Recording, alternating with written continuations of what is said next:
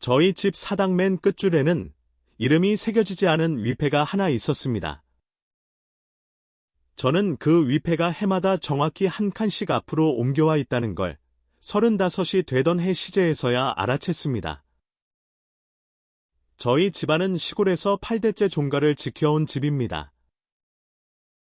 안채 뒤편에 작은 사당채가 따로 있고 봄, 가을 시제 때마다 온 집안 남자들이 모여 조상 신주를 모신 그 방에 절을 올렸습니다. 사당 안은 언제나 서늘했습니다. 여름에도 마루에 손을 짚으면 한기가 손끝을 타고 올라왔고 향을 피우면 그 냄새가 벽에 배어 문을 열기도 전에 코끝에 먼저 닿았습니다. 위패들은 항렬 순서대로 두 줄로 놓여 있었습니다. 맨 앞줄엔 가장 오래된 조상들, 뒷줄로 갈수록 가까운 데의 조상들, 그리고 뒷줄 맨 끝, 벽에 바짝 붙은 자리에 그 위패가 있었습니다. 나무 재질도 조금 다르고 앞면에 먹으로 이름을 써야 할 자리가 그냥 비어 있었습니다. 어릴 때 할아버지께 여쭤보면 그냥 오래된 것이니 신경 쓰지 말아라 하고 마셨습니다. 이상하다고 느낀 건 사실 오래전부터였습니다. 초등학생 때 시제 사진을 찍으면 사당 안 위패 줄이 함께 찍히곤 했는데 몇 해 전 본가 정리를 하다 그 오래된 사진들을 다시 보게 됐습니다. 10년 전 사진 속에서 그 이름 없는 위패는 맨 끝에서 세 번째 자리에 있었습니다. 그런데 이번 시제 때 보니 뒷줄 맨 앞, 그러니까 앞줄 조상들 바로 다음 자리까지 올라와 있었습니다. 처음엔 착각이라 생각했습니다.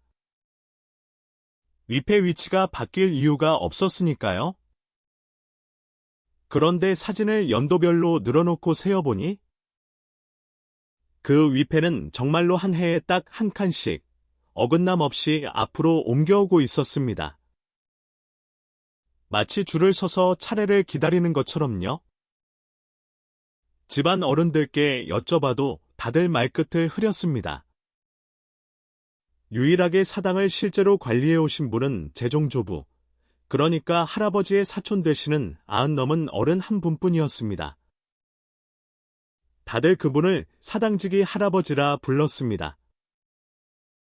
몸이 정정하셔서 80이 넘어서도 매일 새벽 사당 마루를 닦으셨습니다. 제가 사진을 들고 찾아가 여쭙자 할아버지는 한참 동안 대답을 미루셨습니다. 마루를 닦던 손을 멈추고 문틈으로 새어드는 빛만 오래 바라보셨습니다. 그러다 낮은 목소리로 이야기를 시작하셨습니다.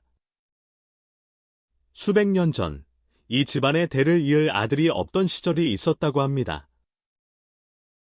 먼 친척 아이를 양자로 드리기로 이야기가 다 되었는데 정식으로 호적에 올리기 전에 그 아이가 병으로 세상을 떠났다고 했습니다. 이름도 제대로 불리지 못하고 족보에도 오르지 못한 채로요.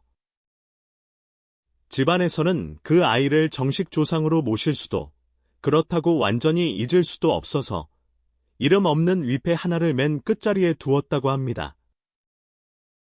그런데 그 아이는 자기 자리를 인정받고 싶어 했다고 했습니다. 해마다 한 칸씩, 조금씩 앞으로.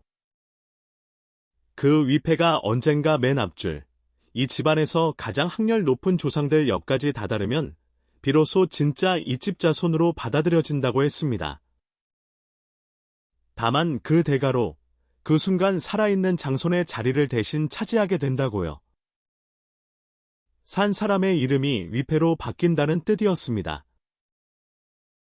저는 그 말을 듣고서야 왜 하필 이번 시제부터 아버지의 안색이 그렇게 안 좋으셨는지 짚이는 게 있었습니다. 아버지는 이 집안의 장손이셨습니다. 그리고 그 위패는 이제 아버지의 위패가 놓일 바로 그 다음 자리까지 와 있었습니다. 저는 할아버지께 방법이 없는지 매달렸습니다.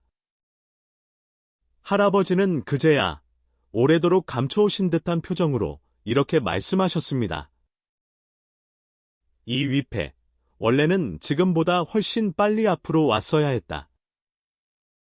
내가 사당지기를 맡은 지가 올해로 62해째다.